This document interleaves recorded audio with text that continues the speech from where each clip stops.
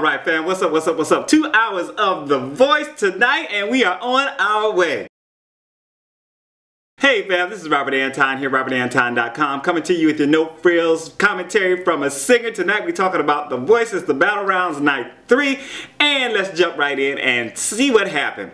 First up we had TeamUsher with Jessica Childress versus Vedo. They did Locked Out of Heaven by Bruno Mars, which I've also done a cover of last week. Oh my god, go check it out on my It's Our Anton channel.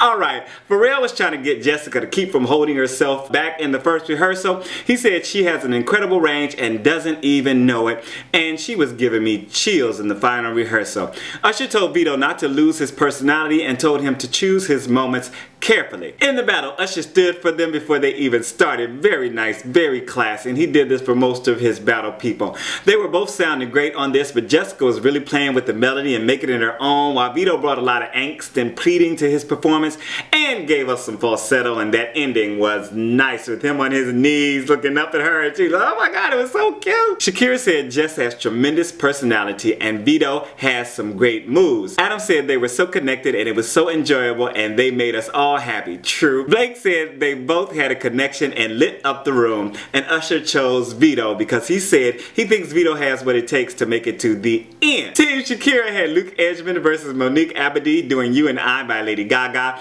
and Shakira gave a great note in the first rehearsal about not trying to affect the sound but instead connecting with the lyric and letting the sound come out of that, because she was, you know, we're doing Lady Gaga, so naturally the sound of Lady Gaga's voice is in her ear, and she was actually doing the and to me, it sounded to me also like she was trying to sound like Lady Gaga, which was not going to work for her as an artist. You know what I'm saying? But I wrote she found some nice things in the final rehearsal, and Shakira told them not to step on each other's parts, but to share the stage. In the battle, Monique sounded a lot better in the corrected part for the live performance, and Luke was wailing away from the beginning. They had so much soul and were interacting with each other, the audience and the coaches. At points it got a little loud, but stayed within a nice controlled range, and they brought it down in the end and they looked like they were gonna kiss, which is and one of the coaches later on even mentioned it. Adam said the big revelation for him was Luke, and Blake said where in the hell did Luke come from in his country behind?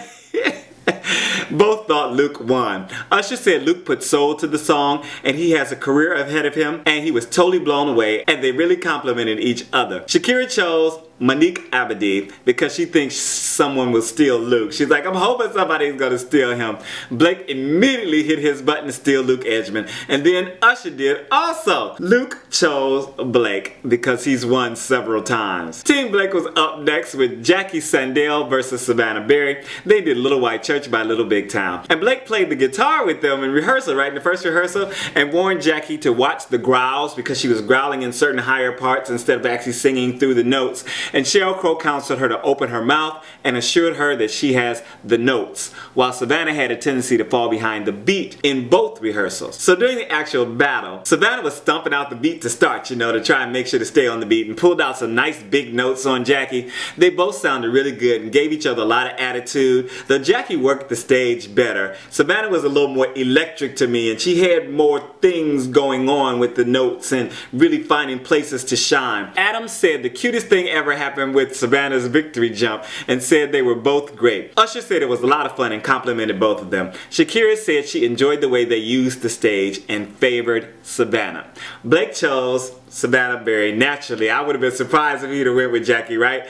Carson didn't really alert the judges that Jacqui was available to steal like he has with everybody else, and with everybody else the rest of the night. And I was like, what's with that? You know, come on, man, you gotta do it for everybody. How you gonna favor people and not other people? Please make sure to thumb this up. Please, please, please, thank you very much. Please, please, Hercules, Hercules, please, please, please, Hercules, Hercules. Moving on, TeamShakira had Perkins versus Kris Thomas with It Will Rain by Bruno Mars. And Joe, man, the rehearsal said everybody likes a guy who can sing like a girl, talking about Kris.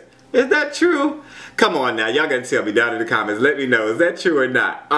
Yeah, so Perkins was trying to match Kris instead of doing his own thing in rehearsals, and vocally he bumped it up a bit in the final rehearsal, but Shakira kept telling him to work on his precision, you know, to practice, you gotta do. He was doing these little riffs and things like that, and they weren't exactly coming off well, And she just said, keep practicing them. And that's sometimes, you know, them riffs come and, you know, but sometimes you got to work on them over and over and over again so you know you're going to do them right. And that was basically what she was telling him. So Kris started this out nicely. Then C came in with a nice sweetness to his voice. It was a little awkward because it seemed like C was singing to Kris at times, you know, and I was like, the way the camera was working and the way he was looking, I was like, was he singing? You know, this it's kind of a, you know, kind of a love song. So I was like, okay, what's going on? But what it ended up being, and I noticed eventually, was C was really busy watching what Kris was doing and trying to match him instead of getting into the lyric and trying to find his own thing and just do his own thing. So Adam said these guys are amazing. Blake said we haven't seen everything either one of them can do. Usher said he could help them both if they were on his team. Shakira chose Kris Thomas. No surprise. Carson did alert the coaches that he was available still, and Usher stole him as he was leaving the stage. He waited till he came down, was giving everybody, you know, a hug and whatnot, and finally stole him, and that was nice. So now he's on Team Usher, and we'll see what Usher can do with him. Try to get him into his own, give him his own little swagger, you know what I'm saying? TeamAdam was up next with Midas Whale versus Patrick Dodd. They did Burning Love by Elvis Presley. And in the final rehearsal, Adam wasn't satisfied with the way the song was sounding, and he was saying he wanted to make it, you know, more entertaining, so he sped it up. He gave it a more quicker driving tempo, right? So I wrote, this started out racing and gave them very little chance to do much of anything outside of just getting through the song. I like Patrick's tone and gruff and Midas Whale's harmonies, and the breakdown really showed off well how they all gelled together, and the gospel ending was really nice. You know, they kind of slowed it down. Did like one of them Candace endings, right?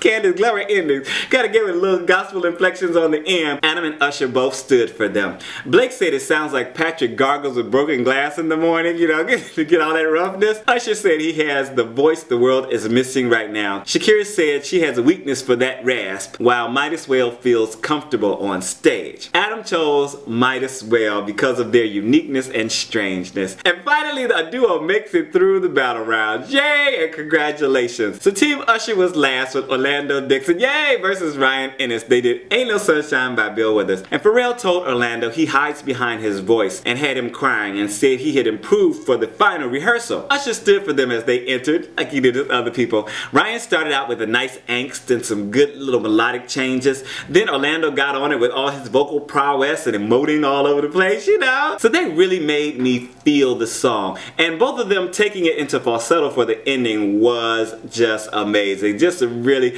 you know, the voices coming out was a really nice ending. You know, they're doing their thing with that. Shakira said Orlando has amazing control and Ryan poured his soul into it.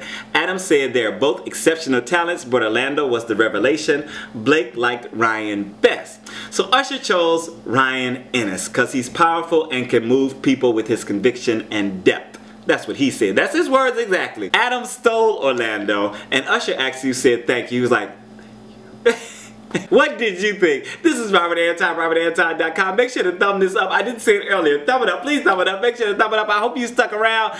Tomorrow is the last night of the battle rounds, and I will be here for you. So let's do this thing. I am out. Peace.